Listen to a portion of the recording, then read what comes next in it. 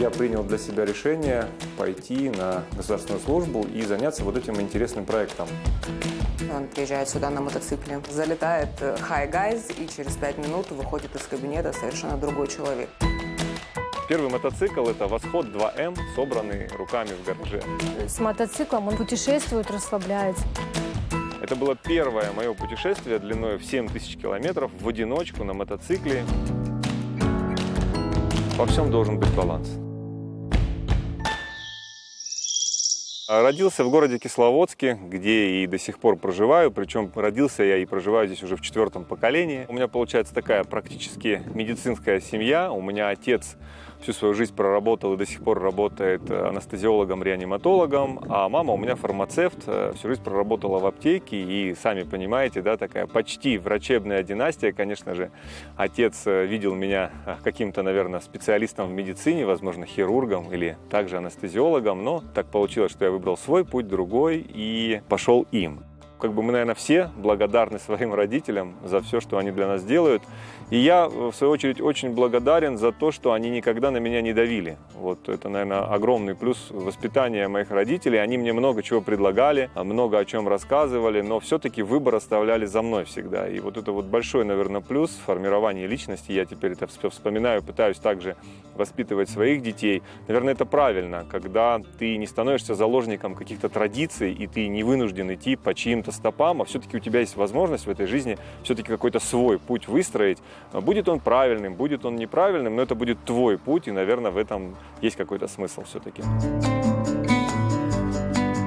После армии я и мои друзья школьные, мы тогда, будучи совсем молодыми ребятами, организовали свой бизнес. И придя в бизнес, мы, скажем так, во-первых, нашли дело, то, которое нас удовлетворяло, и плюс ко всему мы получили какие-то финансы, которые позволили нам немножечко шире мыслить, дало нам возможность реализовывать какие-то свои уже хотелки. Лично у меня вот был определенный запрос на социальную справедливость такую какую-то. Я в городе, в своем родном городе, в Кисловодске, проводил какие-то мероприятия. В основном они связаны были с мотокультурой.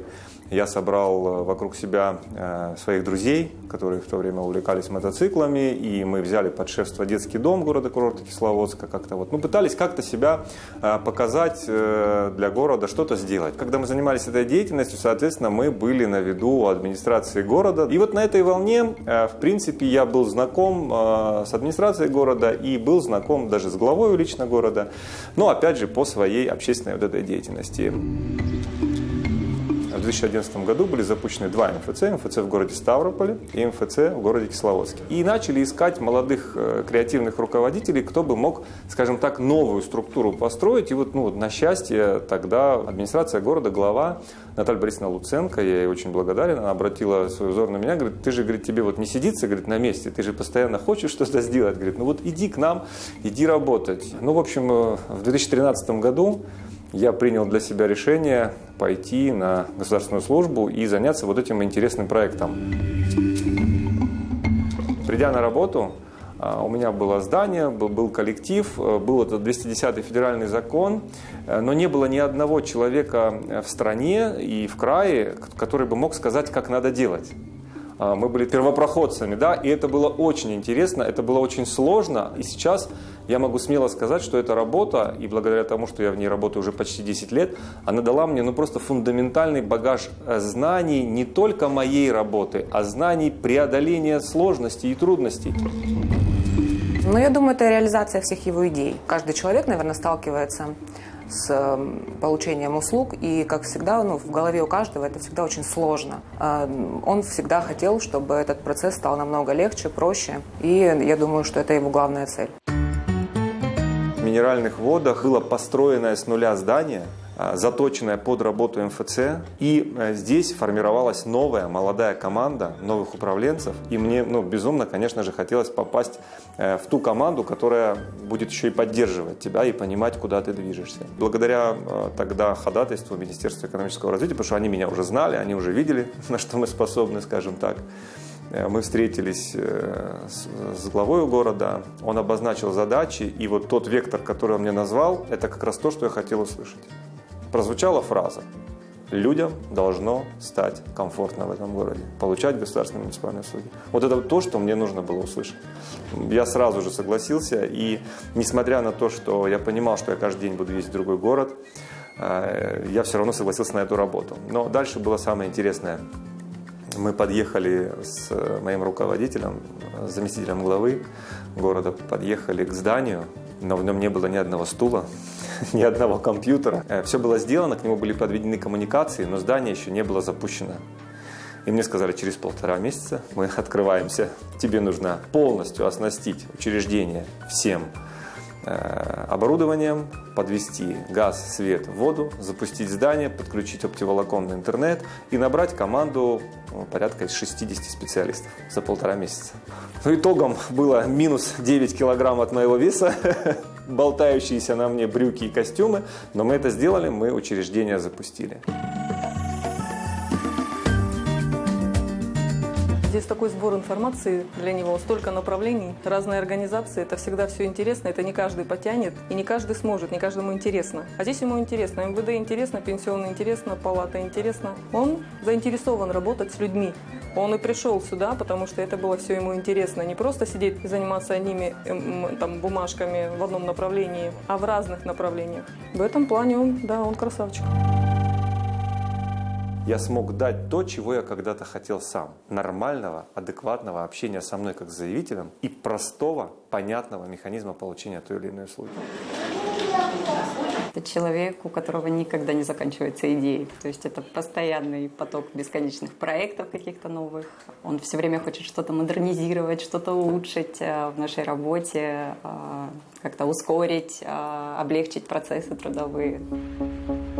У нас в 2017 году произошла очень нехорошая ситуация. У нас было наводнение на Ставропольском крае, и так воля природы распорядилась, что больше всего было пострадавших в Миролодском городском округе. Я помню, что у нас было поручение губернатора Ставропольского края нам, сотрудникам МФЦ, выходить в зону подтопления совместно с сотрудниками МЧС и помогать людям восстанавливать документы и получать гарантированные социальные компенсации и выплаты от государства. Мы размещаемся в школах, в детских садах, в каких-то пунктах временной помощи. Один из наших территориально обособленных подразделений, это 4 человека, 4 компьютера, находился в палатке. Причем для нас было нонсенс работать 24 часа в сутки.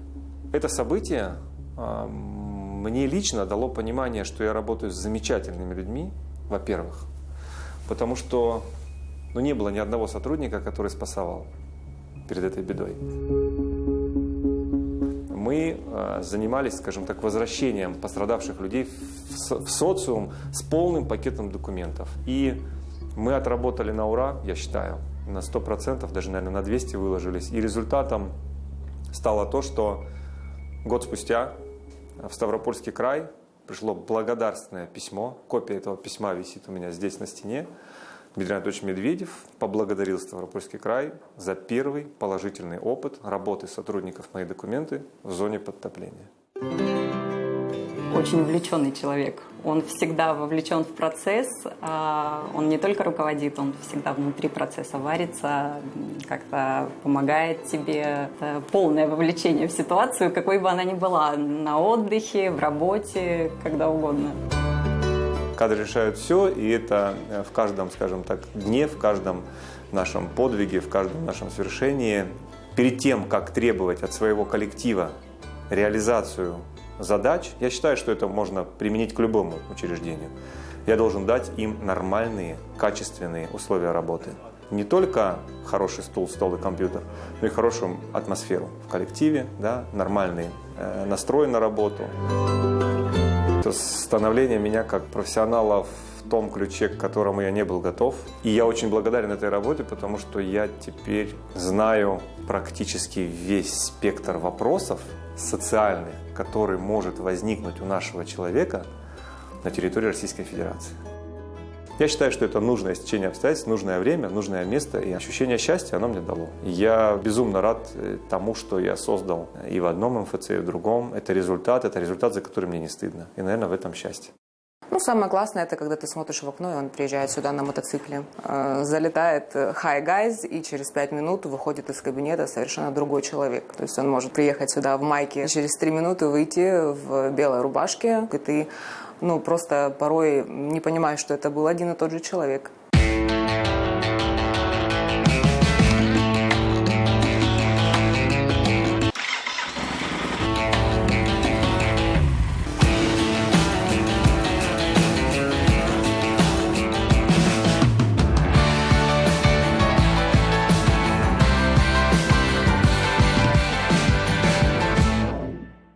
В моем увлечении мотоциклами было несколько этапов, скажем так. Первый этап – это вот такой вот юношеский, подростковый, когда у всех ребят на районе появились мопеды, мотоциклы, просто тоже как-то влиться в банду, да, в компанию.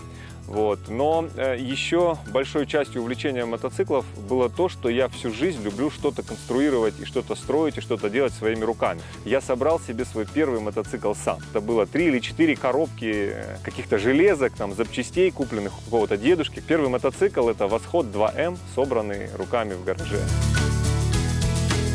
У меня, на счастье, любовь к мотоциклам появилась уже в таком более подростковом, юношеском возрасте, когда уже ты как-то начинаешь отстаивать свои права. В детстве этого не хотелось, а вот в районе там 18 лет это все появилось. И, конечно, вначале были споры с родителями, все, но потом как-то потихонечку, то ли они смирились с этим увлечением, то ли я убедил их, что я без этого не могу, и мне это нужно, и вот как-то оно со мной осталось уже до сих пор.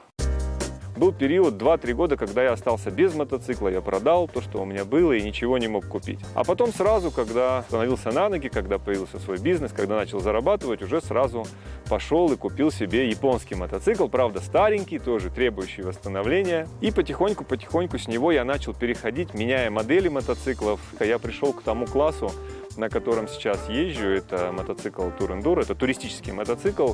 Если сравнивать с автомобильным миром, это что-то типа кроссовера, да? Вы можете ездить и по асфальту на дальние расстояния с комфортом, но также можете съезжать на бездорожье, путешествовать и любоваться красотой природы. Мотоциклу этому 10 лет, я его покупал новый, и 75 тысяч пробега на нем. Эти все 75 тысяч мы с ним вместе прошли. Этот мотоцикл никто, кроме меня, не обслуживал никогда. Это его жизнь, это его счастье, радость, и его ребенок, с которым он там может часами сидеть, копаться.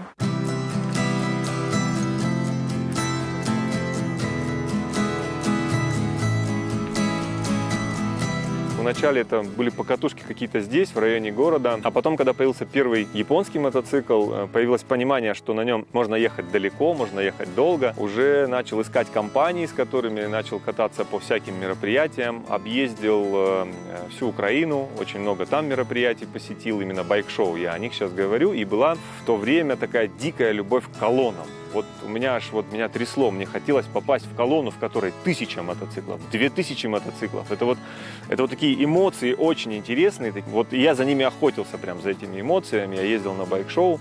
Ездили мы в основном тогда компаниями. А потом произошел такой переломный момент в моем вот этом мотоциклетном увлечении. В 2013 году я запланировал большую поездку в Европу. Я тогда работал в чешской компании, они пригласили меня на завод, они изготавливают мотоциклетную резину. И со мной должны были поехать 2 моих товарища, но буквально там за месяц до поездки. Они, значит, отказываются от поездки по своим там каким-то убеждениям.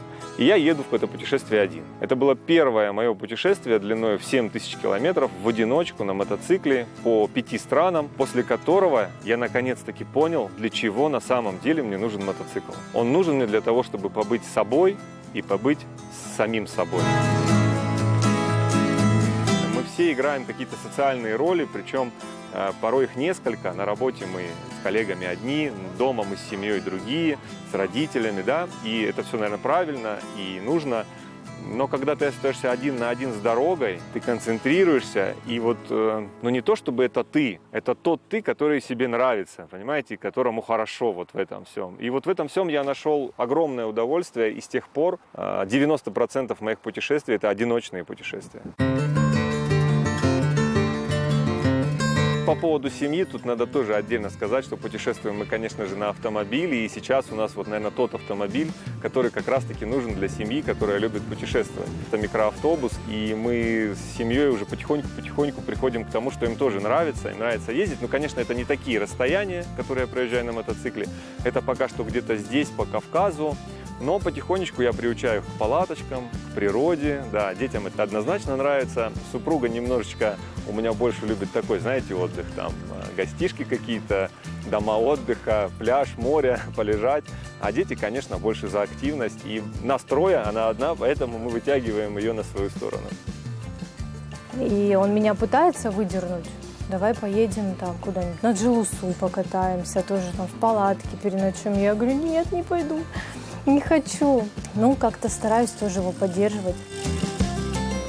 А супруга, она меня всячески поддерживает. И порой, признаюсь честно, когда я начинаю там порой где-то, скажем так, давать слабину, там, ой, там, я не поеду, тяжело, устал, там, или звоню из поездки, она мне наоборот всегда говорит, ты что, а ну-ка не раскисай, соберись, давай, ты же путешественник, вперед. Я понимаю прекрасно, что ему это нужно. Он заряжается энергией там, приезжает сюда, я получаю от него ее. Это отдельная часть жизни, наверное. И, вы знаете, я в ней просто нашел себя и нашел удовлетворение. Мне нужны постоянные перемещения, какие-то перемены, может быть, даже локальные. Мне нравится видеть что-то другое, и мне нравится это собирать в своей памяти. Но это очень классно, потому что не все материальные блага мы сможем с собой пронести через всю жизнь, а вот воспоминания и эмоции мы, пожалуй, вот ведем их с собой, унесем их с собой всю жизнь. И, наверное, это тот самый крутой и классный багаж, который можно собрать в этой жизни.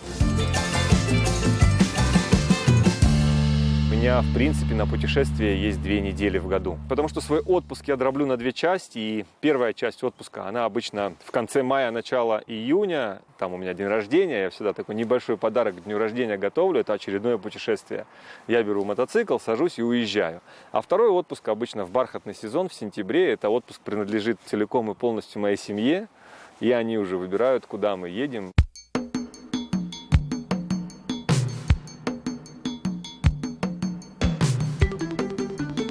Мне всегда хотелось это сохранить, эти впечатления, показать их. Однажды купил себе экшн-камеру, пытался на нее что-то снимать. Мне хотелось всегда делать какую-то эмоциональную картинку, вот именно не наигранные эмоции. И плюс ко всему, вот есть же люди, которые становятся на этот путь, и, возможно, они вот те ступеньки, которые я проходил, общаясь с мотоциклом и меняя их, возможно, какую-то ступеньку они перепрыгнут и сразу поймут, для чего нам все-таки нужен мотоцикл и что с ним надо делать.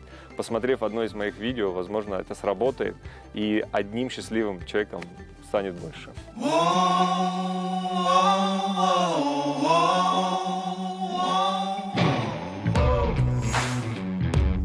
Это очень интересно, мне это нравится, мне нравится изучать монтаж. Раньше я просто понимал, что нужно снять, а сейчас я уже думаю, под каким углом снять, при каком освещении снять. Это процесс. И этот процесс очень затягивает, и я понял, что раньше я путешествовал без камеры, да, и я больше времени тратил, вот пойду ту достопримечательность посмотрю, пойду ту достопримечательность посмотрю. А вот сейчас я меньше вижу достопримечательностей, но я больше в процессе съемки, и мне это на самом деле доставляет больше удовольствия.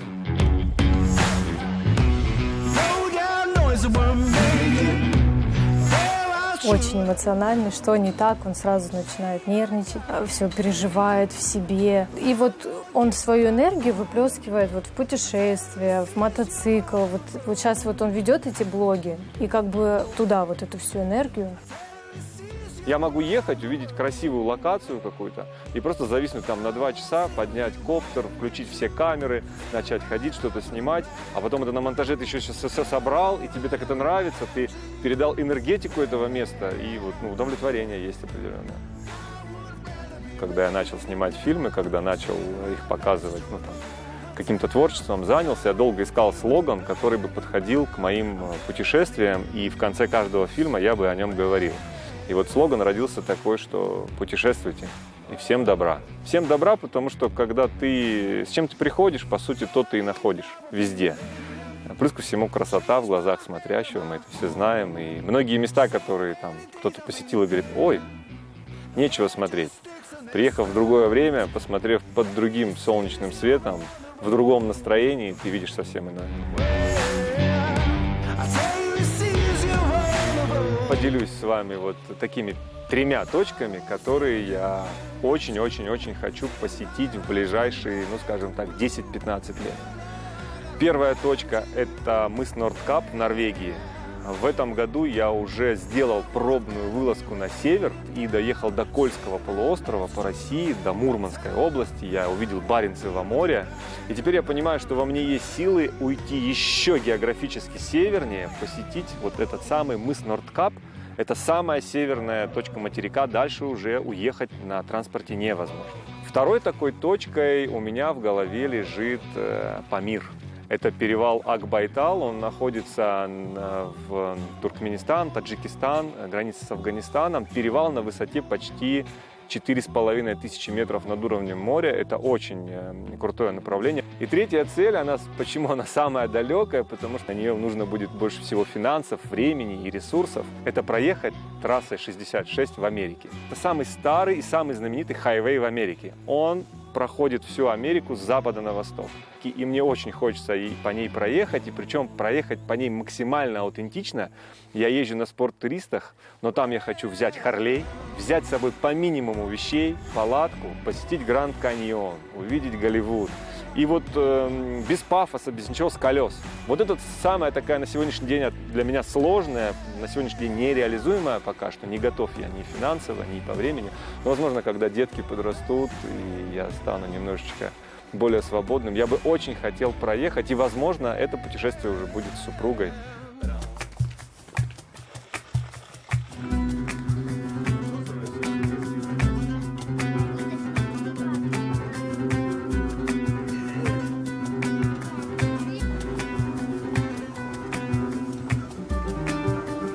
Во всем должен быть баланс. Это вот моя философия, и я думаю, это наглядно можно посмотреть на мне, потому что я руководитель, я отец, я муж, я чей-то сын, я путешественник, друг.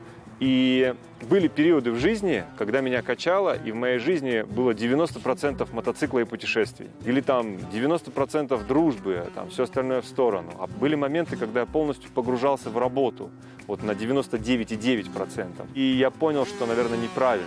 Всего в жизни должно быть в балансе и в меру. Когда у тебя что-то гипертрофировано, ты не видишь всего другого. У тебя более узкое становится видение. Ты чем-то очень увлечен, и ты, возможно, в этом становишься профессионалом, но ты не видишь того, что происходит по бокам.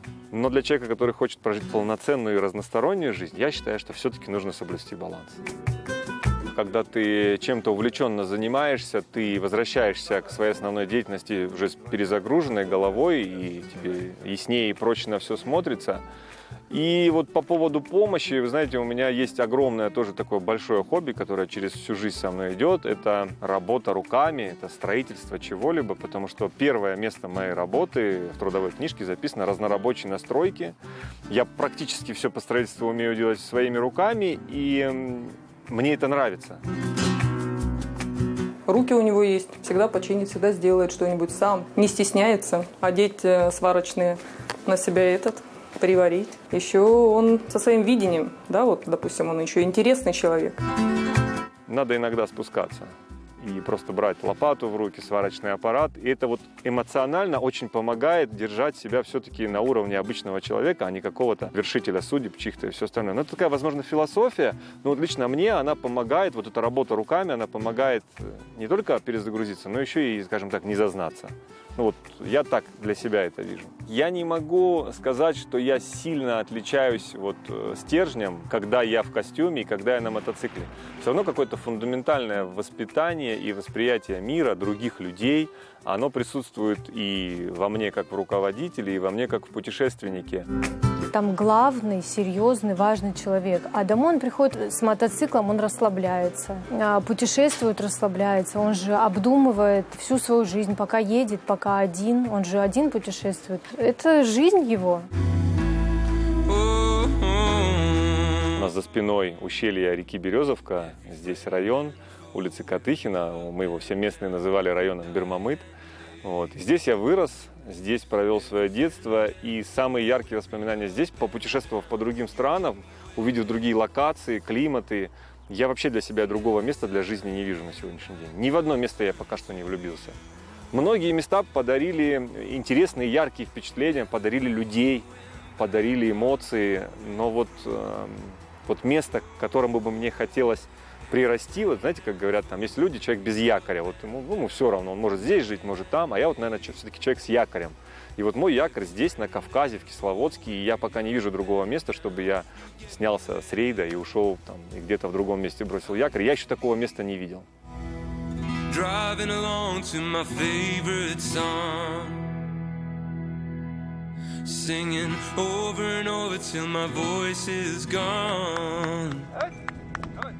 And when the weather's bad, it's the moments we make. So here's to the road every night and day.